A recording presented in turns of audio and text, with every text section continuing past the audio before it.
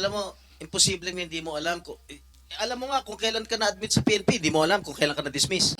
Your Honor, ang pagsagot kahit saan mang pleading, Your Honor, bumabase ako doon sa dokumento, Your Honor. Hindi lahat ng pagkakataon, Your Honor, makakabisado ko yung mga dokumentong matagal nang nakalipas. Kung ano man yung pangyayari ng matagal nang nakalipas, hindi lahat po yun makakabisado ko o maaalala ko. Depende po kung meron po akong reference na document, maaari ko po kayong masagot ng diretso, Your Honor. Sandali lang. Alam Yes. mo, na na-admit ka noong 1993. Hindi mo alam kung kailan ka na-dismiss sa PNP. Your Honor, The following year, na-dismiss ka na. Your Honor, yung sinasabi nyo drop, magkaiba po yung drop doon sa dismissal. Okay. Kung ako ang PIDEA at alam kong meron kang mga kaso sa Philippine National Police, na drop ka, na dismiss ka, na suspindi ka, finailan ka ng kaso, hindi kita kukunin. I'm sure meron kang malakas na backer para pumasok ka dyan sa PIDEA. Your Honor, imposible po yun. Dumaan po ako doon sa proseso ng recruitment nila, kaya nga po ako inappointed. Dahil kung hindi ako na-comply, hindi po nila ako tatanggapin. Requirements po yun, batas po yun. Hindi po pwede na yung recruitment committee, ibabiolate nila yung procedure. Hindi po pwede. Senator Jinggoy, karamihan ng mga initial na mga personnel ng PDEA were coming from the PNP. Kaya imposible makapagtago ito ng kanyang identity doon sa mga pulis na nandoon sa PDEA kung ito yung mga kaso niya, hindi niya dinidisclose. Trabaho mo na maglagay ng pangalan sa dokumento na hindi naman sila Your Honor, mali naman po yan. Mali naman po yan. About the halt of operation, why was the planned operation halted? Ano ba ang mga dahilan na sinabi ni Asik Gadapan? Nagkaroon ba ng proper documentation sa order na ito? No, Your Honor. Bali, nalaman ko lang yun. Bali, nung May, bago ako umalis sa papuntang Ilaya, Thailand, nung magkausap kami, allegedly, ang sabi niya, si ES daw po yung nagpa-hold, nung operation na yun. Yun po yung sabi lang niya sa akin. Sinong ES? Si Executive Secretary Ochoa po. Yun po yung Naniwala ka? DDGO po namin siya. That's pure hearsay. Yun po yung Naniwala sabi ka? niya. Naniwala ka ba? Yun po yung sabi niya sa akin, Your Honor. That's right. That will not stand in court. That's pure hearsay. Your Honor, yun po yung sabi nung aking... Kaya nga, sabi nga, that is pure hearsay. That will not stand in court. Wala naman po ako magagawa kung ano po yung sinabi niya. Basta ang sinabi niya, tigilan niyo yan. Sabi niya ganun, mapapahamak tayo dyan. Hindi, Sino yan. nagsabi? Si Asik Gadapan po. Namatay na. Eh, di ko po alam. Dito ko lang po kay Senator Bato nalaman po. Hindi ginagamit mo pa yata yung patay eh. No, Your Honor. Hmm? No, Your Honor. Yun po yung nangyari po nun. Saan niya nakuha yung informasyon na yun? I'm sorry, Mr. Chair, for interrupting you. Yes, go ahead. No problem. Saan mo nakuha yung informasyon? Na, Where ano po, did your Kay- superior get the information? na namatay po. Involved na sinasabi ni ES na tigilan na yan. Kay Asik Gadapan nga po. At hindi lang po yun.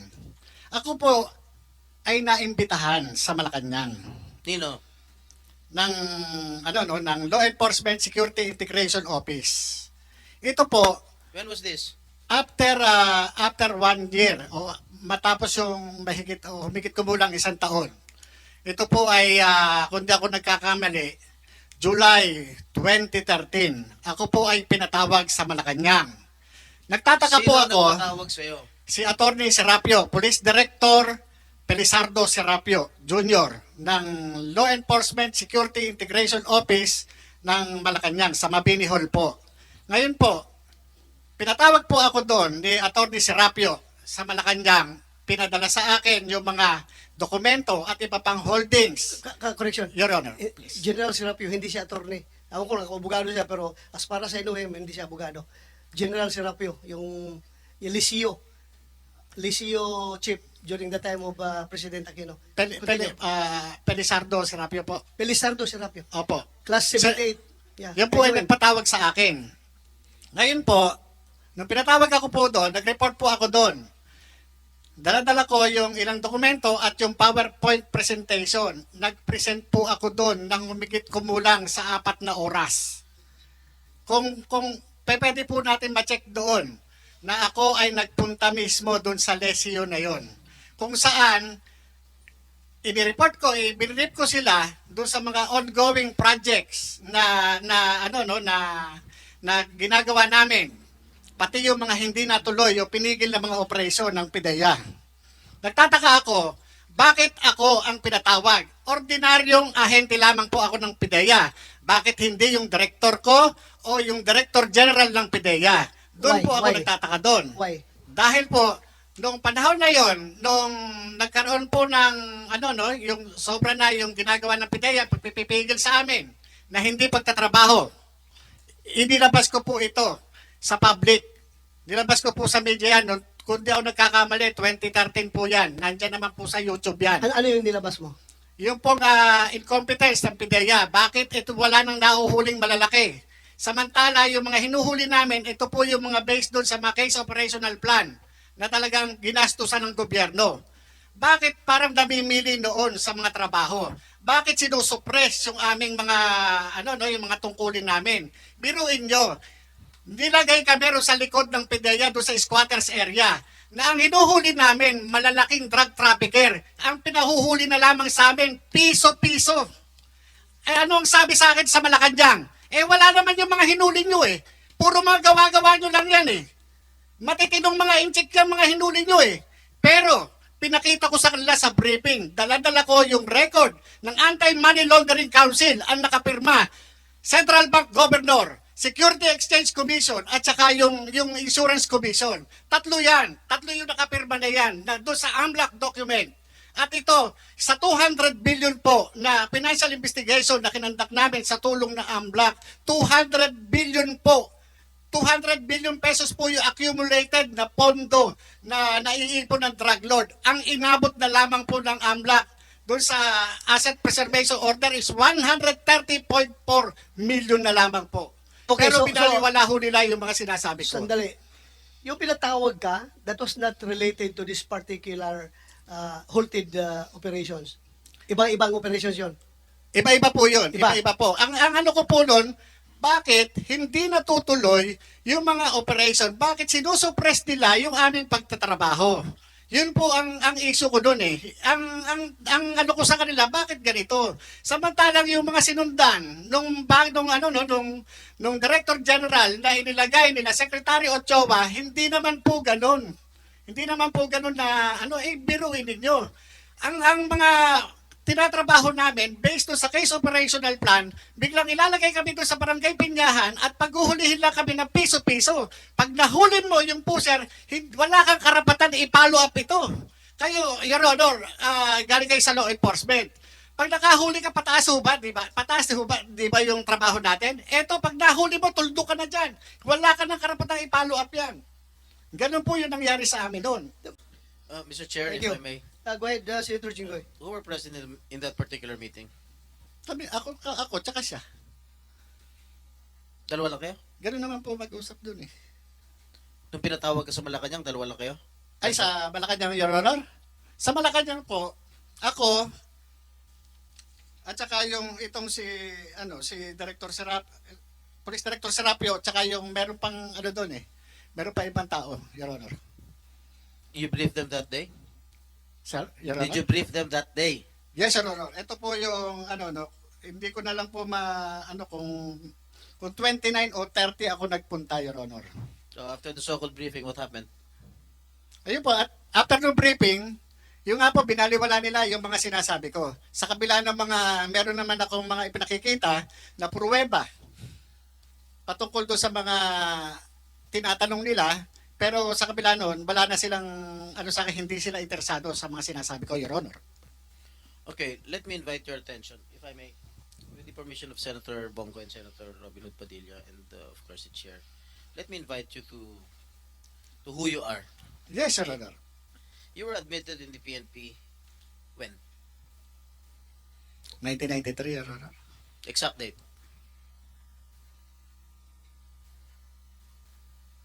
Hindi ko na... Di mo alam. 1993, Kailan ka natanggal? saan, Your Honor? Ha? Saan po, Your Honor? From the service. Sa PIDEA po. PNP. Sa PNP po, yung sinasabi po ni General Lasso. Just answer my question. Kailan ka natanggal? When were you dropped from the rolls of the Philippine National Police? Madrap po ako, hindi ko na po matandaan, Your Honor. Wala po sa akin yung dokumento ngayon. Unless, Your Honor, Ilan taon ka nandito po nagservisyo yun. sa police? More or less, 16 or 17, Your Honor. 17 years? According to the information that I have received, you were dropped from the PNP on April 25, 1994. Meron pang ano yan, Your Honor, na restored yan, wait, Your wait, Honor. wait. You were admitted, you said, you told us 1993. Correct? Admitted in the PNP. Yes, Your Honor. Yes, Your And you were Honor. dropped from the PNP role on 1994, the same month. Na-restore. Sa Hindi, taon lang? hindi po ako, hindi po ako familiar doon sa date. Kung itatanungin niyo po sa akin yung exact date, wala po sa akin yung eksaktong dokumento, Your Honor. Hindi mo alam kung kailan ka natanggal sa serbisyo? Your Honor, yung ganyang, hindi, kailangan ko sa dokumento. Your Honor, Ako alam ko kung kailan ako nakulong eh. yun po, Your Honor, sa inyo, Kung no? hindi mo alam kung kailan ka na-drop sa PNP? Totoo po, kasi kung pagbabasihan po natin ang dokumento, Your Honor, Kalokohan yan. Your Honor, ang pagsagot kahit saan mang pleading, Your Honor, bumabase ako doon sa dokumento, Your Honor. Hindi lahat ng pagkakataon, Your Honor, makakabisado ko yung mga dokumentong matagal nang nakalipas. Kung ano man yung pangyayari na matagal nang nakalipas, hindi lahat po yun makakabisado ko o maaalala ko. Depende po, kung meron po akong reference na document, maari ko po kayong masagot ng diretso, Your Honor. Alam mo, imposibleng hindi mo alam kung... Alam mo nga kung kailan ka na-admit sa PNP, hindi mo alam kung kailan ka na-dismiss. Your Honor, Sandali lang. Alam Yes. mo na na-admit ka noong 1993. Hindi mo alam kung kailan ka na-dismiss sa PNP. Your Honor, And the following year na-dismiss ka na. Your Honor, yung sinasabi nyo drop, magkaiba po yung drop doon sa dismissal. Okay. You were dismissed a few months after, 1994 din. Your From Honor, service. Your Honor, yan pong ng PNP na yan, na-restore po ako sa full duty status. Meron naman po yan dyan na kung i-recall ko, ako ay na-restore sa full duty status. May mga may mga dokumento na nandiyan, Your Okay. Honor. Tell me the reason why you were dismissed. Dismiss or drop, Your Honor. Graft. Drop, Your Honor. Hindi ko na... Give me the reason why you were dismissed from the service. PNP. Nagkasakit po ako noon, yan, Your Honor Yan yung naging basis ko noon. Your Honor, nagkaroon ng misappreciation of facts. Yan po yung naging ko doon sa PNP noon. Kaya nagkaroon ng restoration to full duty status. So, yung dismissal o dropping from roles ay ang kaso mo is awol. Kasi nagkasakit ka? Yes, Your Honor. Yan, na-restore po ako. Na-restore po ako nung panahon na yan. Kaya po ako nakabalik. Your Honor. Okay. You were reinstated 3 years after, December 30, 1997. Am I correct? Yes, Your Honor. Dahil nagkaroon ako ng mga, sa PNP rin, Your Honor, ang problema, hindi po sa akin. Dahil nagkaroon ako ng communication sa PNP noon dahil dyan sa, na yan, doon sa ginawa nila sa akin. Kaya, na-reconsider yung aking, yung aking pleading sa kanila, kaya nagkaroon ng restoration sa full duty status ko, Your Honor. And after which, 10 years after, you were suspended from July 1, 2007 to September 2007. Why were you suspended? Yan po yung sa trabaho nun, Your Honor, parang, kung di ako nagkakamali, Your Honor, yan sa pleb. Kung di ako nagkakamali. O ngayon, naalala mo na. Hindi, Your Honor, ako sa akin, Your Honor, nire-recall ko yan Kaya kung sasabihin nyo sa akin, yung mga exact date o ano bang mga hindi ko po talaga, tatapatin ko kayo, hindi ko talaga siya pero nire-recall ko siya para at least mai-ano ko sa inyo, Your Honor. Okay, and then, 1 year after, you were dropped again from the PNP role. Why was that so? Yun po yung hindi ko na po matandaan kung anong nangyari noon, Your Honor, kung doon sa sakit o ano man, hindi ko na po matandaan, Your Honor. Pero, Your Honor, ang sabi ko sa inyo, yung mga exact date o ano bang mga hindi ko talaga, tatapatin ko kayo, hindi ko talaga siya pero nire-recall ko siya para at least mai-ano ko sa inyo, Your Honor. Okay, and then 1 year after, you were dropped again from the PNP role. Why was that so? Yun po yung hindi ko na po matandaan, Your Honor. Pero, Your Honor, yung sinasabi ni General Lasso na nagkaroon ako ng dismissal order, ito po, Your Honor, ito yung, nawalan ako ng nawalan ako ng, ng karapatan, ma-avail yung due process. Kasi meron tayong twin requirements para sa due process. Ito yung notice and hearing. Wala po akong natanggap na kahit anong hearing o notices na ako ay na-pre-charge o meron summary dismissal proceedings. Wala po ako natanggap. Kaya nga, kung ako man, ang PNP, pakitaan ako ng anumang dokumento na nagpapatunay na ako ay nag-file ng anumang pleading para kontrahin yung anumang sinasabi sa akin doon sa pre-charge o anumang summary dismissal proceedings. Wala po eh. Kasi hindi ko po na-avail yung due process na yan. Yung sinasabing ganyan. Dahil nung panahon na yan, nag-re-entry na po ako sa PIDEA ng 2009. Wala po ako natanggap niya. Kaya yung sinasabing order ng PNP na dismissal order, hindi po, wala po akong dyan, walang due process na akong And nabinigay sa akin. nung hinire ka ng PIDEA, you misrepresented yourself that misrepresented to PIDEA that you do not have any unbroken service in the PNP from 1993 to 2008. And you did not disclose that you were dropped from the PNP role on April 25, 1994 and August 28, 2008. And you were dismissed from the service on November 7, 1994 and was suspended from July 1, 1997 to September of 2007. Your Honor, doon sa pag-accept sa akin ng recruitment committee ng PIDEA, hindi mapapalusutan si General Juniso Santiago. Kaya nga ang sinasabi ko, ang inaano ko rin kay General Lasso, ang ibig bang sabihin, mas magaling siya doon sa kanyang upperclassman na si General Juniso Santiago na 4-star General sa Armed Forces of the Philippines. Kasi tinanggap po ako ni General Santiago at yung mga hinihingi po sa akin, nag-comply po ako. Paano po yun? Service record kasama po yun. Hindi po pwede na hindi ako magde-declare na kahit ano pa man dahil magre-reflect yan sa service record. Pangalawa, yung mga clearances. Kasama po yan doon sa recruitment process. Hindi po ako i-appoint ng Philippine Drug Enforcement Agency kung ang aking mga dokumento ay kamas-kamas. Alam naman po natin na si General Santiago hindi po basta-basta mapapalusutan Kaya yan. sandali lang. Kaya nga hindi mo nga sinabi yung katotohanan. Sinabi po, Your Honor. Na-dismiss ka sa Opo, PNP. dahil nga po, meron akong kaya tinawag po nila ako, nag-comply po ako. Siguro may backer ka. No, Your Honor, hindi po sa backer, wala po akong backer. Nag-comply po ako kung ano man yung requirements, Your Honor. Dahil kung ako ang PIDEA at alam kong meron kang mga kaso sa Philippine National Police, na drop ka, na dismiss ka, na suspindi ka, finailan ka ng kaso, hindi kita kukunin. I'm sure meron kang malakas na backer para pumasok ka dyan sa PIDEA. No, Your Honor. Dumaan ako doon sa talagang sa recruitment you process. never Your Honor. disclosed your record sa PIDEA. Hindi mo di-disclose yan eh. Your Honor, imposible po yun. Dumaan po ako doon sa proseso ng recruitment nila. Kaya nga po ako in-appointed. Dahil kung hindi ako nag-comply, hindi po nila ako tatanggapin. Requirements po yun, batas po yun. Hindi po pwede na yung recruitment committee, i-violate nila yung procedure. Hindi po pwede. At saka, Senator Jinggoy, karamihan ng mga initial na mga personnel ng PIDEA were coming from the PNP. Kaya imposible makapagtago ito ng kanyang identity doon sa mga pulis na nandoon sa PIDEA kung ito yung mga kaso niya, hindi niya dinidisclose. Your Honor, tama po yun. Kasi nung panahon na yun, kung di po ako nagkakamali, ang hepe o acting director ng Human Resource Management o yung admin ng PIDEA ay police. Police Commission Officer, Your Honor. Imposible ho na magkano ako ng mga anumang itatago ko dyan, hindi po pwede. At yung IIS, Your Honor, na nagkakandak ng background investigation, panay police. Hindi po pwede lulusot po ako.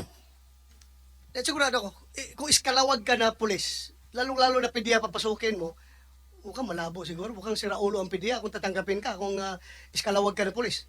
Yung Your Honor, ang sinasabi ko doon kay General Lasso, ibig sabihin, mas magaling ka pa kay General Juniso Santiago sa military parlance, Your Honor, at saka sa police parlance. Ang tawag doon, kupal. Your Honor, si Gerald Santiago, patawarin niyo po ako doon sa words ko. Pero yung po yung military parlance at saka police parlance. Pagka ang isang opisyal, hindi magan ng tawag dyan. Your Honor, tinong opisyal ni Gerald Santiago. Ano tawag? Magan, Your Honor. Magang? Magan. Magan or kupal, Your Honor.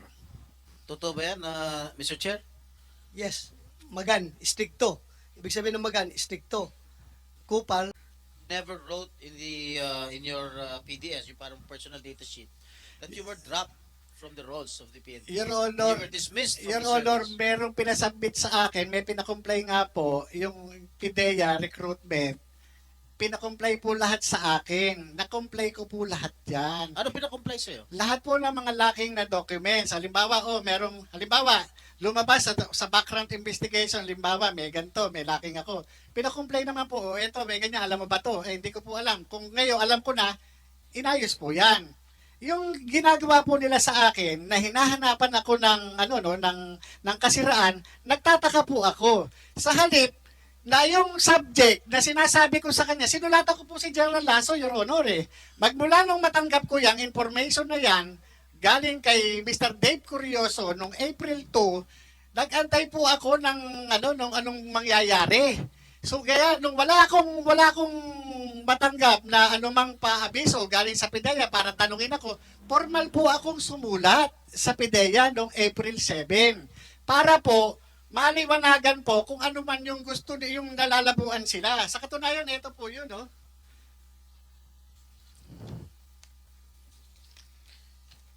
At any rate, Mr. Chair, is there anybody from PIDEA here? During the last hearing, the authority to operate provides that 7 other personnel of the PIDEA Intelligence and Investigation Service, or IIS, were supposed to join the anti-drug operation against then Bongbong Marcos. Am I correct? Yes, sir. But when asked during the previous Senate hearing, who were these 7 personnel, you conceded that you cannot even name or remember one. Wala ka naalala. Your Honor, yan pong 7, normally nilalagay po namin yan doon sa pre-ops. Tsaka doon sa authority. I'm asking you, you cannot remember that even one. Sino po? Yung 7 operatiba, Your Honor? 7 personnel of the PIDEA Intelligence, yung PIDEA IIS, Intelligence Investigation Service. Paano kung Your Honor wala nakilala? Last hearing daw, the authority to operate provides that, may nagtanong sa'yo, hindi ko alam kung sino, the authority to operate provides that 7 other personnel of the PIDEA Intelligence and Investigation Service, or yung tinatawag na IIS, were supposed to join the anti-drug operation against Bongbong Marcos, aka Bonget. Correct? Am I correct? Your Honor, wala akong natatandaan na At may nagtanong pa sa inyo during the last may nagtanong pa sa inyo during the last hearing kung sino yung mga 7 personnel ng PIDEA na yun. Wala ka naalala ni isa.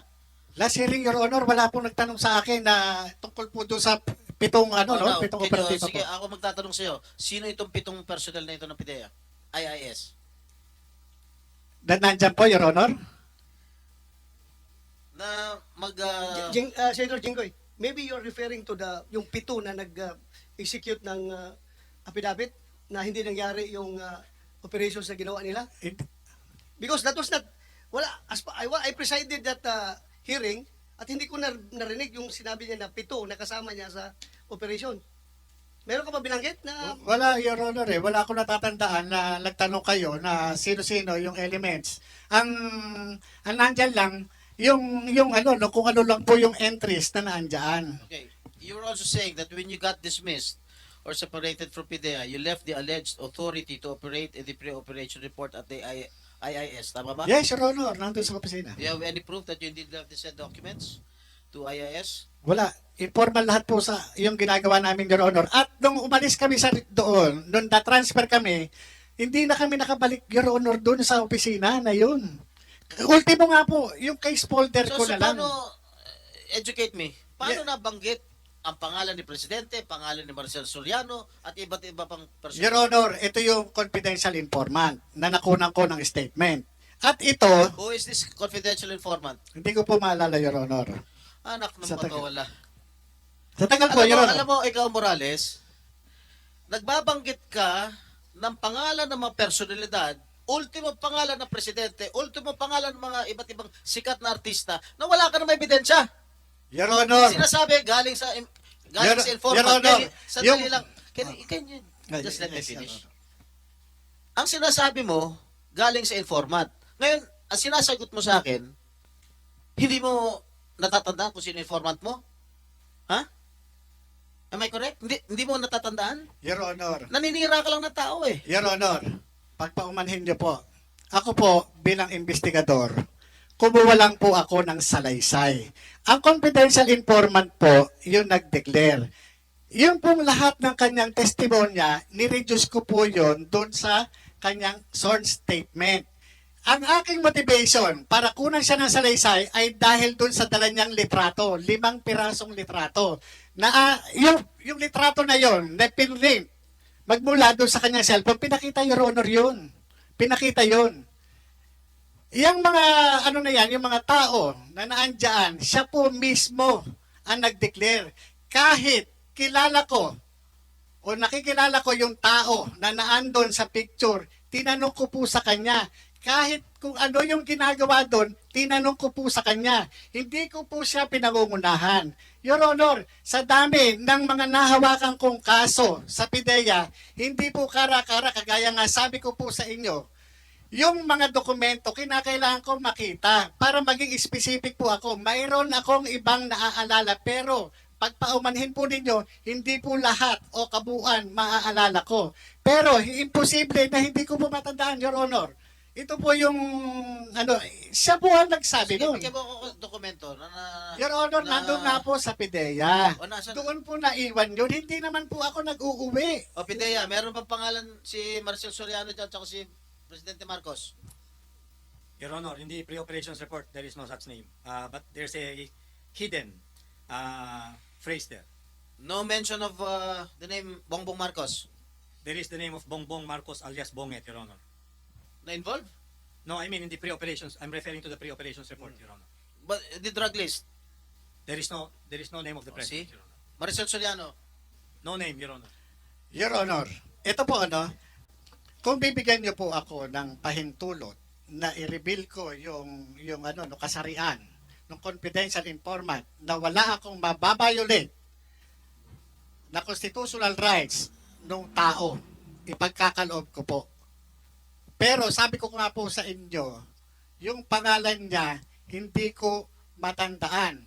Kailangan ko po yung dokumento. Totoo po yun, yung Mr. Chair? dokumento. So, saan ngayon ang dokumento? Nasa PIDEA nga po. Kasi, kaya po ako lumabas.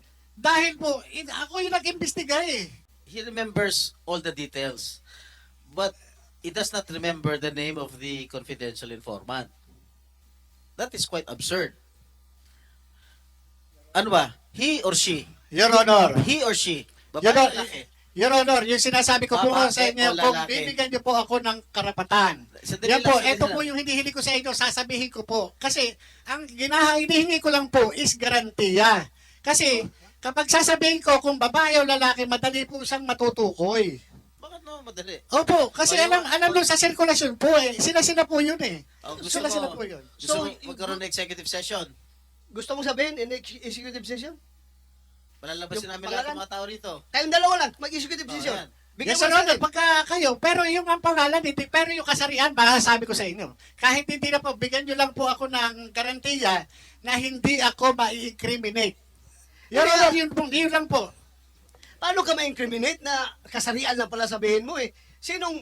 How many, anong population ng gender na lalaki o gender na babae sa buong mundo? Your Honor, pagka nagsabi ho ako, masusunog. Wala na magtitiwala sa law enforcement. Oh, Lalo regardless. sa magbibigay ng Kasi trabaho. ngayon, ikaw ang nasusunog ngayon eh. Kapag hindi mo sasabihin, ikaw ang nasusunog. Ito totoo lang ha. I am giving you an advice. Ikaw ang nasusunog ngayon dahil tinatago mo yung identity ng informant mo.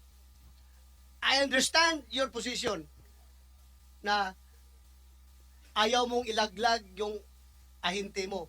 Pero ito, nandito na tayo ngayon sa hearing na ito. Baka naman kahit na in executive session, pwede mong sabihin sa akin kung sino yung informant mo. Oh, dalawa lang kayo. Sige. Dalawa lang tayo. Pareho kayo Wala. ano? Your Honor, kung ito, yung pangalan, alam ko, kaya nga Sa totoo lang, Your Honor, hindi ko nga ho alam, hindi ko na matandaan sa tagal. Balo At wala. saka yung sinasabi, Your Honor, ni Senator Jinggoy, na lahat ng detalye alam ko. Your Honor, hindi ko nga alam yung ibang detalye. Kung ano lang po yung natatandaan ko, yun lang po. Alam mo, hindi ka paniwala itong mga sinasabi mo dahil yung mga ibang detalye, alam mo. Yung ibang naitatanong namin, hindi mo na alam, hindi mo na matandaan.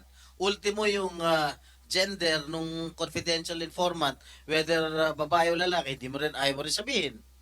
Yung pangalan, nakalimutan mo. Pero samantalang yung mga ibang tinatanong namin sa inyo, way back, alam mo. Your Honor, kung mapapansin Alam nyo, mo, Mr. Jonathan, o ano bang rango mo, Jonathan? Colonel? hindi po, agent po. Ha? Agent. Agent. Or- Alam mo, Agent Jonathan, dito, we are ferreting out the truth. Ngayon, kung yung sinisiwalat mo rito, panay hearsay, hindi ka namin paniniwalaan. Dinamay mo na yung presidente. Sinabi ng PIDEA, he was never included in the drug list. Sinama mo mga ibang personalidad, mga sikat na artista. Tinanong natin ng PIDEA, they were never included in the drug list. Alam mo, nagsisinungaling Your ka. Honor, Sandali lang, patapusin mo ako. Nagsisinungaling ka eh. Huwag mo naman idadama yung mga ibang personalidad na wala namang kinalaman. Your Honor, Okay. trabaho po yun. Trabaho Ako mo? po yung Sandali, nagkumpisa, sandali, tumanggap lang po sandali ako lang. ng information. Trabaho mo na maglagay ng pangalan sa dokumento na hindi naman sila Your Honor, mali Ano ba? naman po yan. Mali naman po yan. Trabaho na ba? Your Honor. Sandali lang, trabaho mo ba na magsangkot ng ibang mga personalidad na wala namang kamalay-malay na hindi naman involved sa illegal na droga? Trabaho mo ba 'yon? Your Honor, mali po yung sinasabi ninyo. Ako po, nung panahon Kasi na wala yon, ka naman ebidensya eh. Your Honor, nandun nga po sa PIDEA na Iwan. Mr. Chair, Yes, go ahead. hindi ko ito sinasabi ni Mr. Morales, double hearsay. Double hearsay naman talaga eh. Pinapangalanan niya yung si Maricel Soriano, Bongbong Marcos, Bong Dasa.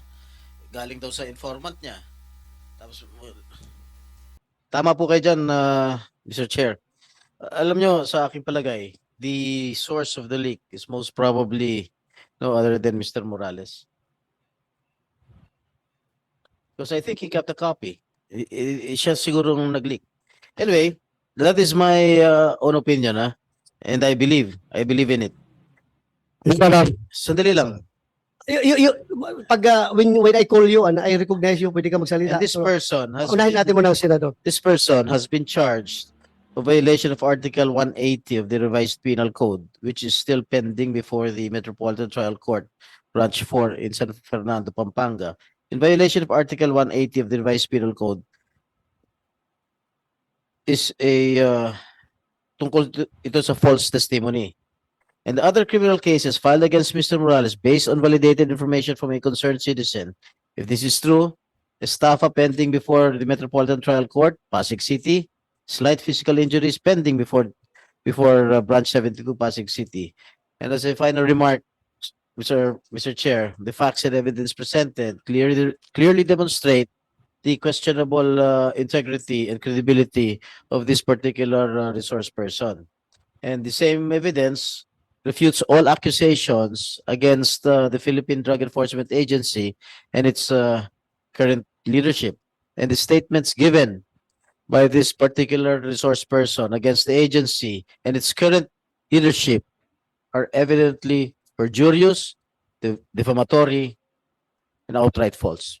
That's all, Mr. Chair. Thank you, Senator Jingo Estrada. You want to say something, yes, Your Honor. Morales? Yung pong sinasabi ni Honorable Senator Jinggoy Estrada na ako daw, di umano, yung sa palagay niya ay pinanggalingan. No. Well, that's his opinion. Sabi niya, opinion niya, sabi niya. Pero mali po 'yon. Kaya nga po ako sumulat sa sa Director General ng PIDEA para i-submit yung sarili ko sa isang formal investigation. Willing and able po ako na kumarap sa anumang investigasyon para patunayan na wala akong kinalaman diyan. Yung pong sinasabi ni Honorable Senator Jinggoy Estrada na ako ay may mga kaso. Totoo po yun, may mga kinakaharap po akong kaso. Ito pong mga kaso na ito, hindi ko po ikinakaila. Hinaharap ko po ito sa korte. Hinaharap ko po yan.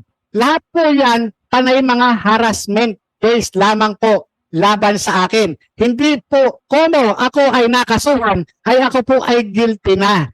Dapat, susundin po sana yung presumption of innocence na ginagaranti ng Constitution. Hindi naman kung po yung tao nakasuhan na wala na siyang karapatan.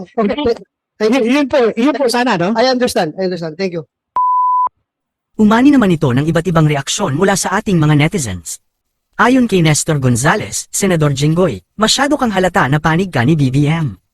Pahayag naman ni Veronica Roselia, Belen Shatter 2C, ang galing mo Mr. Morales, alam ng tao na ikaw ay nagsisabing totoo. At ito naman ang saloobin mula sa ating kababayan na si Luisa Torres, na high blood ako sa mga tanong ni Jinggoy. Parang judge ng husga kaagad. Mga kababayan, feel free to comment below para maglabas ng saloobin sa balitang ito.